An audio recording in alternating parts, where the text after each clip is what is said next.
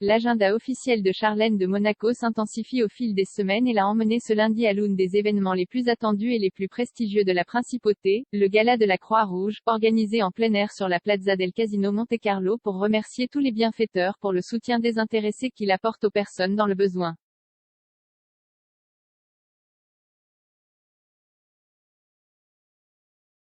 Bien qu'absente du bal de la Rose, la princesse est revenue pour participer à cette soirée pleine de surprises et de moments uniques auxquels elle n'avait pas pu être l'année dernière. Elle est arrivée vêtue d'une longue robe bleue et visiblement heureuse main dans la main avec son mari, Alberto de Monaco, qui préside cette organisation humanitaire alors qu'elle en est la vice-présidente.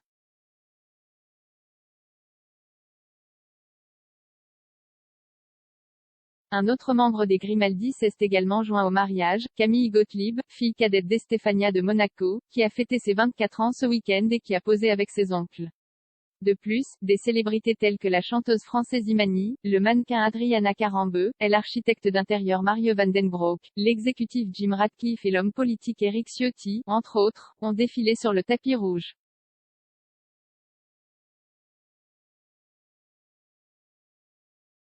Après les premières photos, eux et le reste des participants, environ 650 personnes, ont pris place pour profiter du dîner, qui est servi sur de longues tables situées dans les jardins des Boulingrins avec des nappes tropicales et décorées de fleurs. Faire partie du rendez-vous a un coût minimum de 250 €.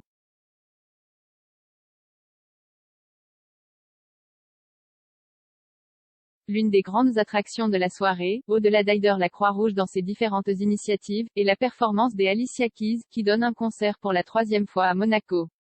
L'artiste américain, protagoniste de l'une des carrières les plus réussies de la scène musicale avec plusieurs prix Grammy et Billboard, agit en tant qu'ambassadeur du gala de ce soir.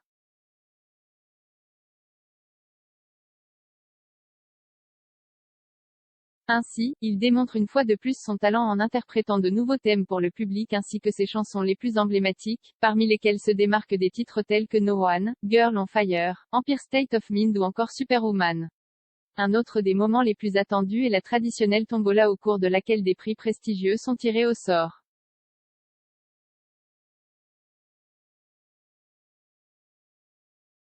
Ce gala est profondément ancré dans la principauté, et plus particulièrement dans la famille princière, puisque Régnier III le présida pour la première fois en 1948.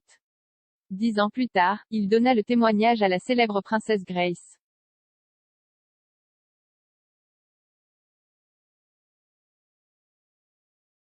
Elle devient peu à peu un rendez-vous incontournable de la société monégasque et même Dior opte pour cette scène pour organiser un défilé.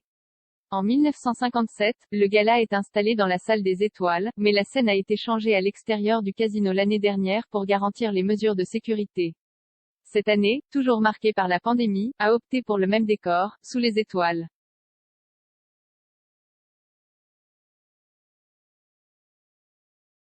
Une nuit très mémorable pour Charlène.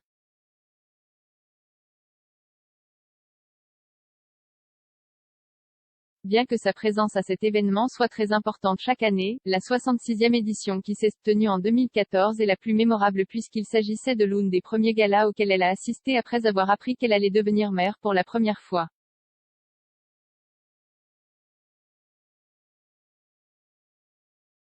Charlène de Monaco est arrivée au Sporting Club de Monte-Carlo dans son 5e mois de grossesse, tout en évitant que sa silhouette de maternité ne prenne le devant de la scène.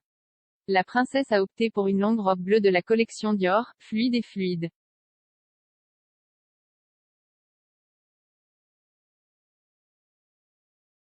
En décembre de la même année, leurs jumeaux Jacques et Gabriella arrivent au centre hospitalier Princesse Grace de Monaco. Les enfants, avec qui elle adore passer du temps et faire des projets, ont changé sa vie à jamais, comme elle l'a elle-même indiqué dans Paris Match, où il les définit comme magnifiques et adorables.